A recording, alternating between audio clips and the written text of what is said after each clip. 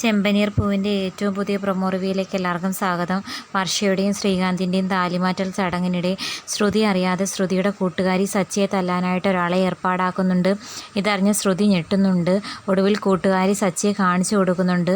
Sachi phone ചെയ്തുകൊണ്ടിരിക്കുമ്പോൾ ശ്രുതിയുടെ കൂട്ടുകാരി ഏർപ്പെടുത്തിയ ആളായിരുന്നു സച്ചിയെ പുറകെ ഒന്ന് മുതുകത്ത് തല്ലുന്നത്. വർഷയുടെ അമ്മയ്ക്ക് സച്ചിയെ അടിക്കുന്നത് കണ്ട് സന്തോഷമാകുന്നുണ്ട്. കാരണം ഫംഗ്ഷൻ ഇതോടെ കുളമാകുമെന്ന് വിചാരിച്ചിട്ട്.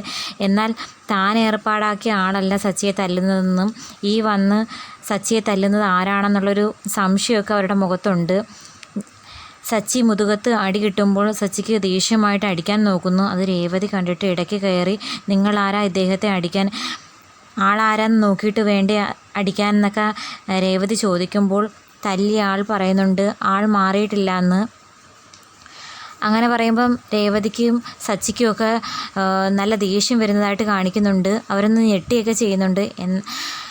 എന്നാ കേട്ടോ, എനിക്ക് ആൾ മാറിയിട്ടില്ല, ഞാൻ കരുതിക്കൂട്ടി തന്നെയാ അടിച്ചേ, നിങ്ങൾ എന്നെ എന്ത് ചെയ്യും? അത് കേട്ട സച്ചി അവൻ്റെ മുഖത്തേക്ക് തറപ്പിച്ച് നോക്കുന്നുണ്ട്. ആ നോട്ടത്തിൽ തന്നെ ഉണ്ട് സച്ചിക്ക് പറയാനുള്ളത്. ഇനി തല്ലിയവനെ എങ്ങനെ സച്ചി തിരിച്ച് പഞ്ഞിക്കിടുമെന്നുള്ളതൊക്കെ ആ നോട്ടത്തിലുണ്ട്.